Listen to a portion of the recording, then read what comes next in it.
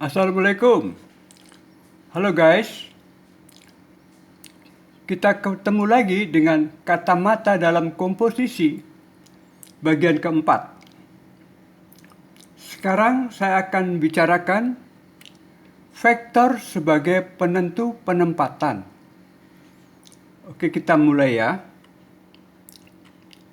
Setiap kali saya melihat gambar ini, gambar A dan gambar B, saya kok selalu merasa mata saya lebih nyaman dan lebih enak melihat gambar yang A ini dibanding gambar B.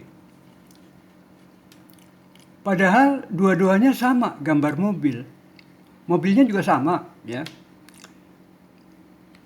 Bedanya hanya dalam soal penempatan. Pada gambar A, vektor mobil terasa mendapat ruangan yang cukup, ya. Sementara di gambar B, vektor mobil terasa termampatkan oleh ruang yang sempit ini. Oke? Tapi saya berpikir, apa cuma saya sendiri yang merasakan itu?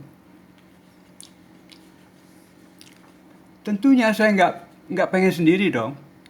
Dan untuk itu, dulu pernah saya adakan suatu semacam jajak pendapat di lingkungan teman-teman karyawan Kompas Gramedia. Waktu itu saya mendapat hampir 300 responden yang sifatnya campuran. Ada teman dari redaksi tulis, ada teman artistik, pracetak, ada OB juga, bahkan ada ibu kantin dan karyawan-karyawannya. Kepada mereka, pada tiap responden, saya perlihatkan gambar ini. Oh, gambarnya yang tadi ya. Dan saya ajukan pertanyaan yang sama, tanpa harus menyertakan alasannya.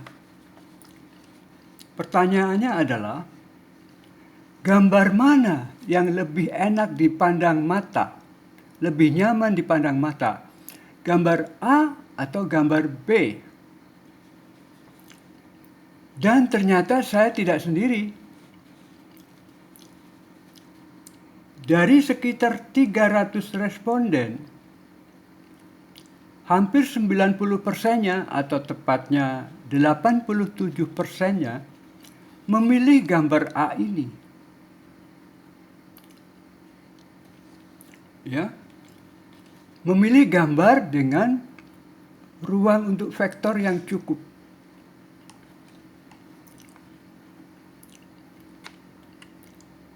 Nah, ruang vektor di sini cukup dibanding ini. Oke. Juga untuk gambar ini. Dua-duanya sama, siluet kepala manusia ya. Bedanya juga sama kayak yang tadi. Ruangan vektor di sini di gambar A cukup. Sementara ruangan untuk vektor di sini terasa termampatkan. Nah, setiap mendapatkan fenomena semacam ini, selalu timbul pertanyaan, mengapa bisa begitu? Tentu sulit buat saya untuk langsung menjawab pertanyaan saya sendiri itu. Ya. Makanya saya kemudian mencoba untuk mendekati beberapa ilmu-ilmu pengetahuan yang sudah sama-sama kita ketahui. Ya, ini pendekatan gado-gado namanya ya. Nah, ilmu pengetahuan apa aja itu? Yuk kita ikutin. Pertama saya deketi ini. Ada falsafah Cina kuno dari Biksu Tong Sam Chong yang hidup sekitar 602 sampai dengan 664 sebelum Masehi. Biksu ini sangat terkenal dalam kisahnya perjalanan ke barat. Dan kisahnya juga pernah dibuat film loh dengan judul yang sama. Dan dalam film itu Biksu Tong ini adalah gurunya Sun Gokong. Kita sama-sama tahu ya. Oke. Nah, falsafahnya sendiri berbunyi, kosong adalah isi, isi adalah kosong. Yang maknanya kira-kira bahwa sesuatu yang isi itu sama pentingnya dengan sesuatu yang kosong. Dan selalu berdampingan, tak terpisahkan. Coba kita lihat lukisan ini ya. Daun-daun dan ayam-ayam ini adalah sesuatu yang isi. Sementara di sela-selanya ada kosong. Ya. Kita bisa bayangkan kalau saja si kosong ini tidak diakomodir tempatnya, atau kita isi dengan sesuatu yang sifatnya isi juga.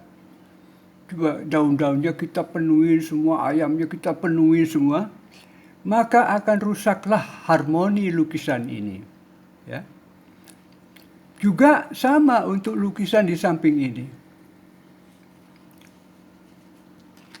Oke, sepakat? Kemudian saya dekati juga aura. Aura adalah medan energi elektromagnetik yang terpancar dari seluruh tubuh kita.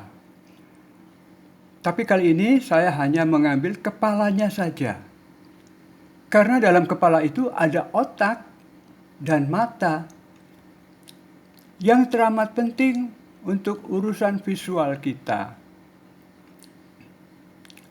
Aura ini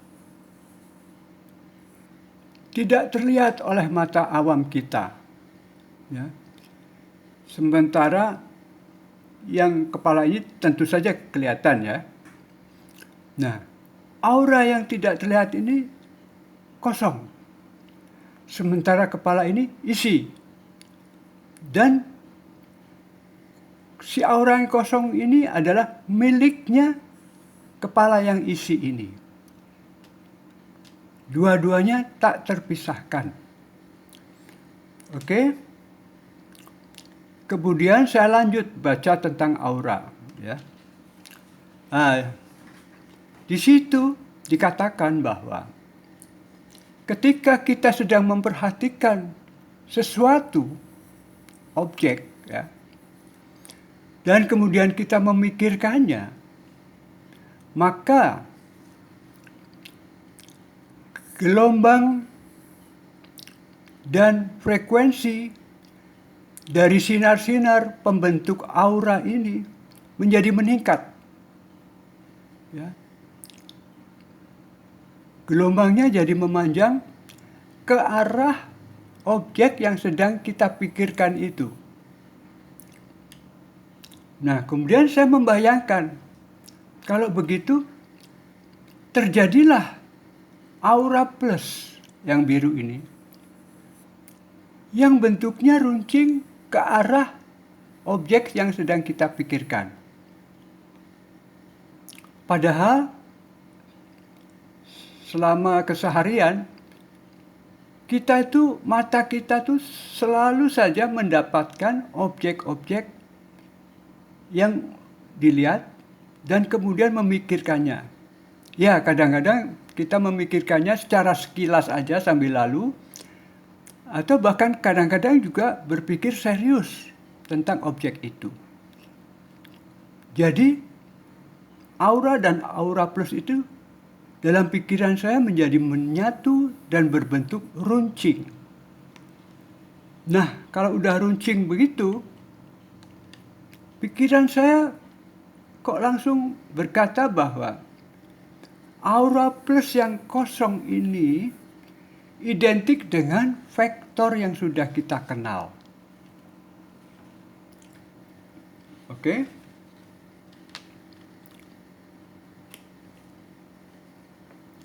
Kemudian saya dekati juga ilmu falak.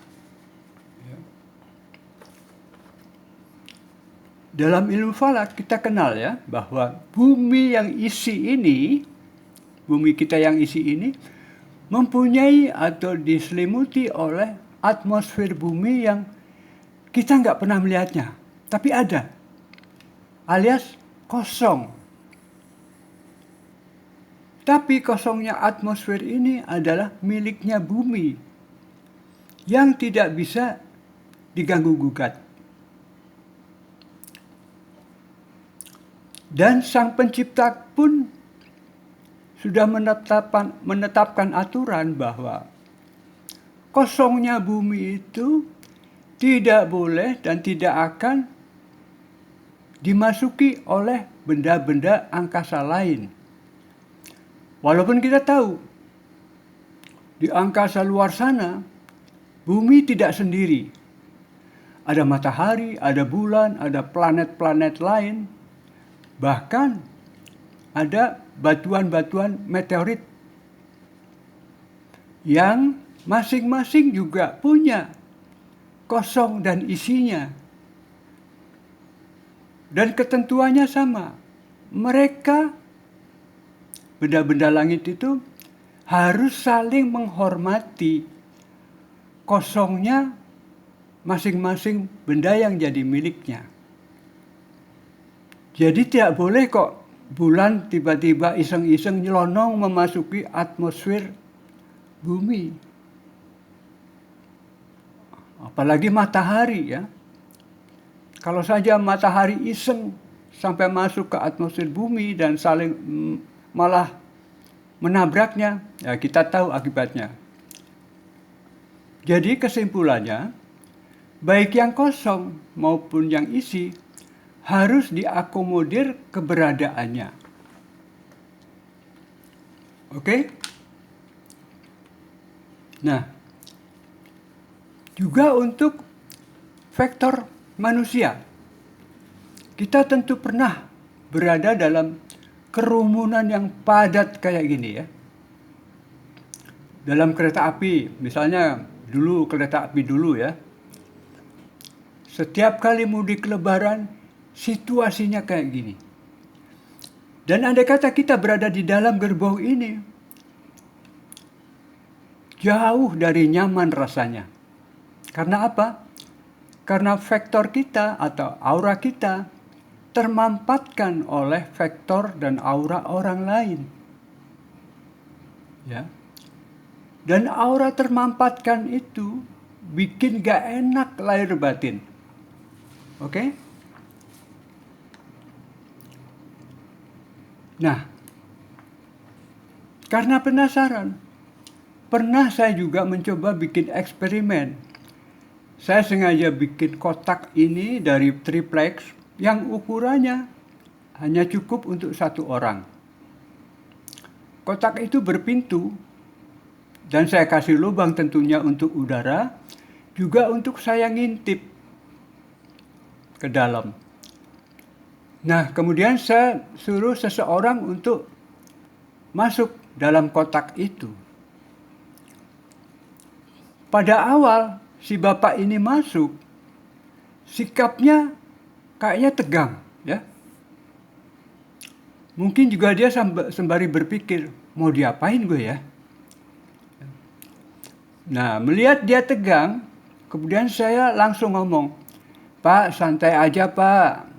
Nah, ketika saya bilang gitu, sikapnya berubah seperti ini.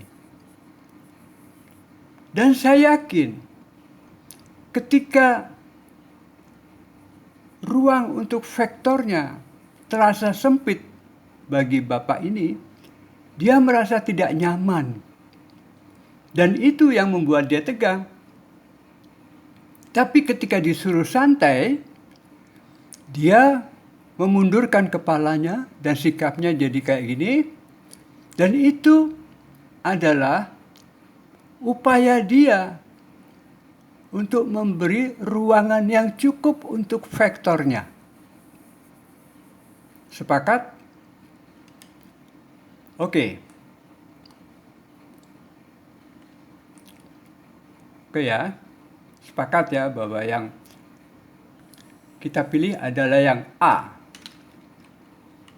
Nah, ini ada contoh penerapan. Saya melihat gambar ini atau foto ini, oh ya, foto ini judulnya Waiting for the Bus. Ya. Saya melihat foto ini kok tidak nyaman rasanya. Karena apa? Karena faktornya orang-orang ini kok rasanya tidak cukup ruang untuk menampungnya. Faktor mereka tidak terakomodir dengan cukup. Sementara bidang yang luas ini di belakang mereka juga tidak memberikan apa-apa buat kita. Jadi saya bayangkan bahwa foto ini akan jadi seperti ini. Ya. Ruang untuk faktor cukup. Ya. Dan sekaligus kelompok orang-orang ini juga menutupi bagian foto tadi yang tidak memberi apa-apa tadi. Ya. Dan kosongnya ruang untuk faktornya mereka ini juga seolah-olah memberi ruang untuk sesuatu yang sedang mereka tunggu. Oke, sepakat? Sayang sekali ya, ini contohnya baru satu dan rasanya HP saya udah overloaded ya. Jadi untuk contoh-contoh berikutnya akan saya berikan dalam kacamata dalam komposisi berikutnya.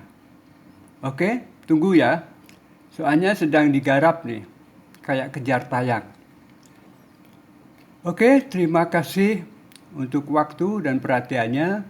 Juga jangan lupa untuk komen masukannya, ya.